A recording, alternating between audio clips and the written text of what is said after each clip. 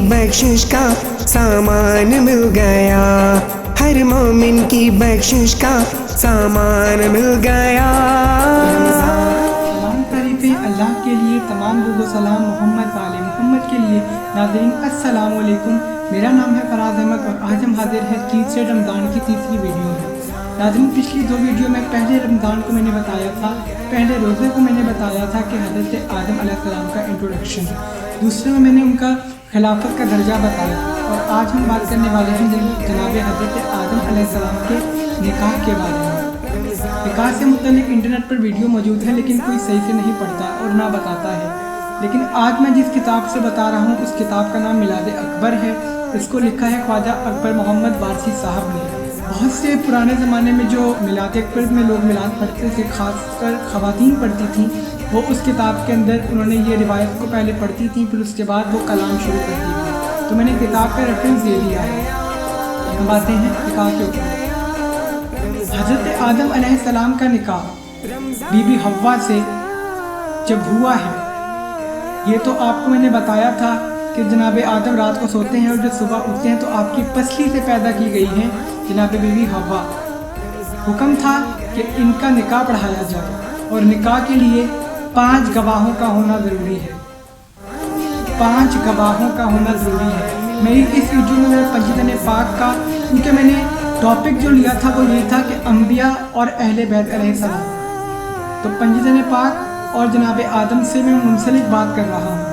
حضرت آدم نے عرش پر دیکھا تھا کہ 5 سائے تھے، جن کو دیکھ کر آپ نے اللہ سے سوال کیا تھا، میرے اللہ کہ تم نے مجھ سے پہلے بھی خلق کیا ہے؟ تو جواب میں اللہ نے کہا تھا، میرے آدم یاد رکھیں اگر میں ان 5 کو نہ بناتا تو میں آپ کو بھی خلق نہ کرتا۔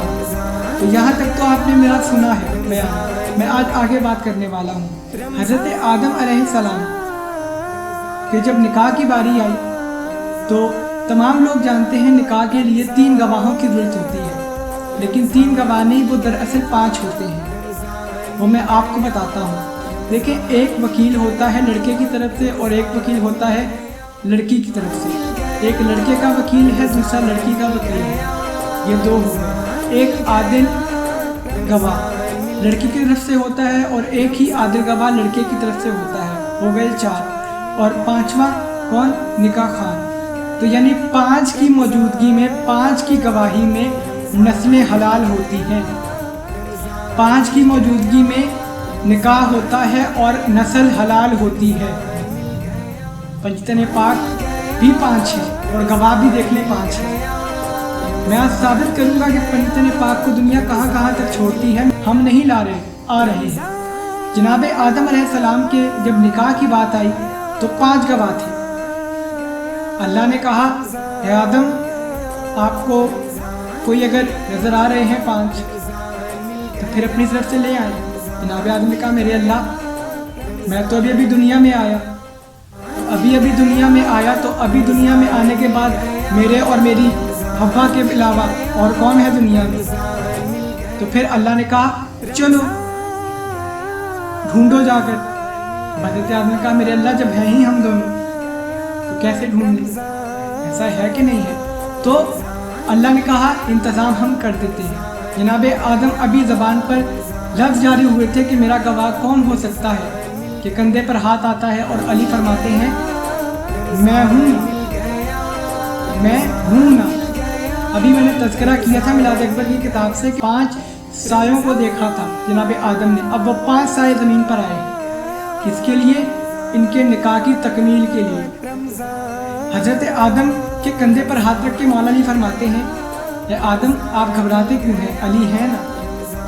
اسی طرح بی بی حوا کے کندھے پر ہاتھ رکھ کر جناب فاطمہ زہرا سلام اللہ علیہا پاک بی بی ہاتھ رکھتی ہیں کندھے پر اور کہتی ہیں، شہزادی آپ بھی کیوں گھبراتی ہیں، میں ہوں نا۔ کتنے ہو گئے؟ 2 گواہ ہو گئے۔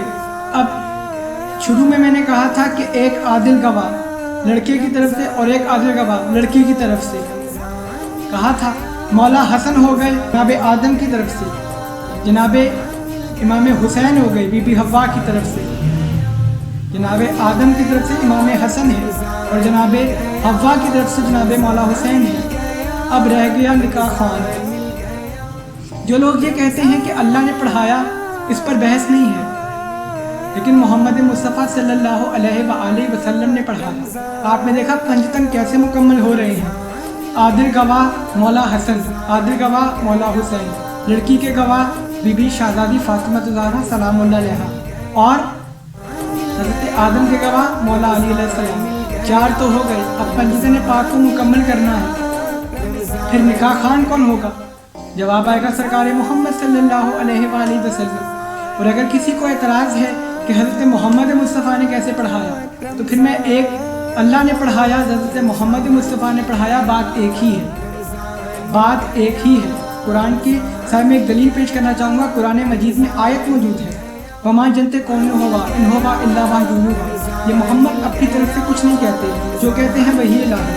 तो अब मोहम्मद पढ़ा रहे हैं जनाब आदम का निकाह।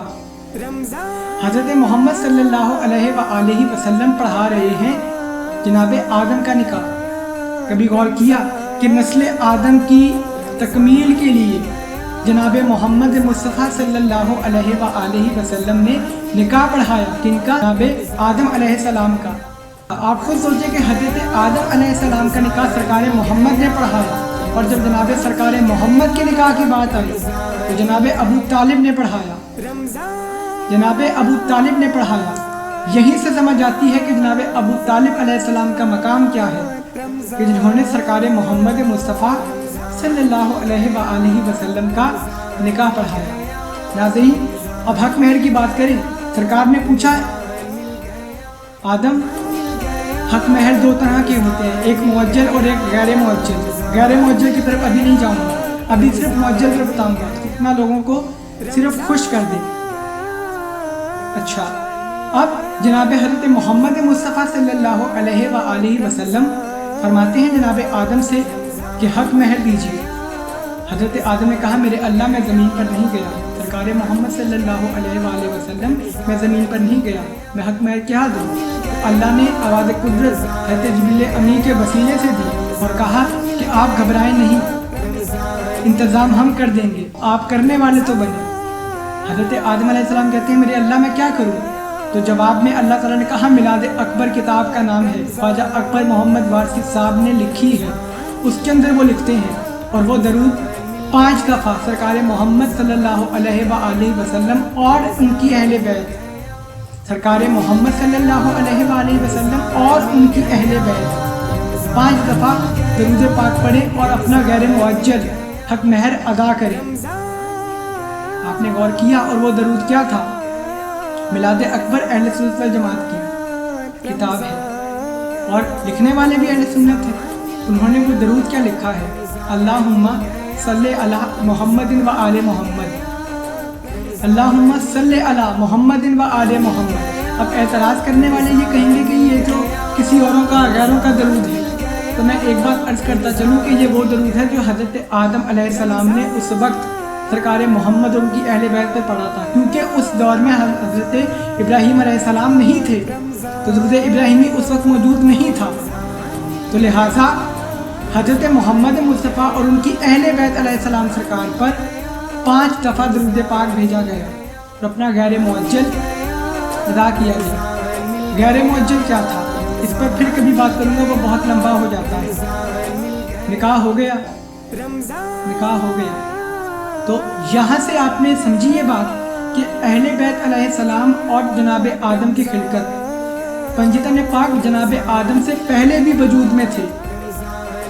जनाब अहले बैत अलैहिस्सलाम जनाब आदम की खिलकत से पहले भी मौजूद थे। तो कोई अब ये ना कहे कि ये उनकी औलाद है, ये उनकी औलाद है, ये गवाह बने हैं उनके निकाह में, ये गवाह बने हैं उनके निकाह में। एक और दलील पेश करना चाहूँगा। जनाब आदम अलैहिस्सलाम के पास जिब्रील अमी जन्नत में थे, जनाब आदम अलैहिस्सलाम जन्नत में थे। हज़रत जिब्रील अमी आते हैं, जनाब जिब्रील अमी आते हैं और कहते हैं حضرت آدم علیہ السلام اللہ کو سلام کہتا ہے، بعد سلام جناب جبریل امی فرماتے ہیں کہ اے اللہ کے نبی، غور سے سنیے گا، جناب آدم علیہ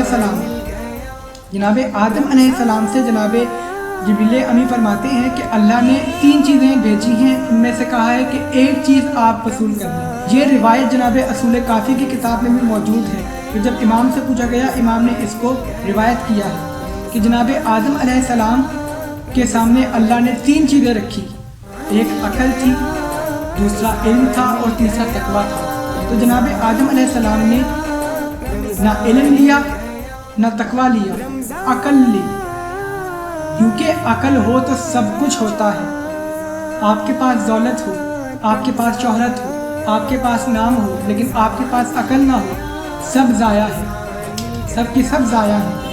لیکن اگر آپ کے پاس عقل ہے تو آپ کے پاس یہ چیزیں باقی رہ سکتی ہیں، آپ کا نام بھی باقی رہے گا، آپ کی دولت بھی، آپ اچھے کاموں میں نام لگائیں گے، استعمال کریں گے، آپ کی عقل سے آپ کا نام زندہ رہ جائے گا۔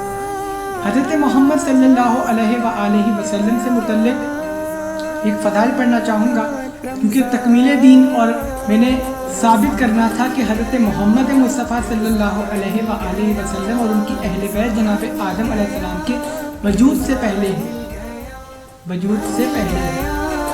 آپ نے کبھی غور کیا ہے کہ حضرت آدم علیہ السلام نے ایک چیز جو عرش پر دیکھی تھی وہ 5 سائے تھے۔ آپ نے 5 مرتبہ درود پاک پڑھا اور درود پاک پڑھنے کے بعد ان پر بھیجا۔ اختلاف نہیں ہے، اہل بیت علیہ السلام کا مقام بہت بلند ہے۔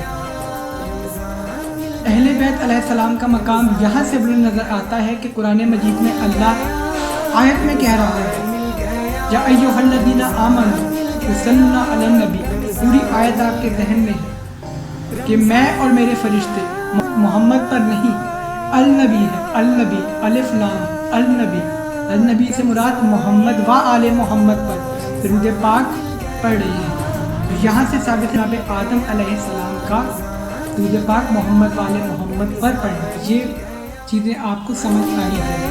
جناب آدم کے وجود سے پہلے فرشتوں پاک موجود تھے۔ آنے والے انبیاء میں اہل بیت علیہ السلام کے فرشتوں پاک کے وجود کو بھی انبیاء علیہ السلام کے واقعہ سے ثابت کروں گا اور قرآن مجید سے ہی کروں گا۔ کل کی ویڈیو ہوگی، اس میں اللہ اور ابلیس کا مکالمہ بتاؤں گا اور اس کے بعد میں آ جاؤں گا اپنے دوسرے انبیاء کی طرف۔ تب تک کے لیے اپنا بہت خیال رکھیے گا۔ فی امان اللہ، اللہ حافظ۔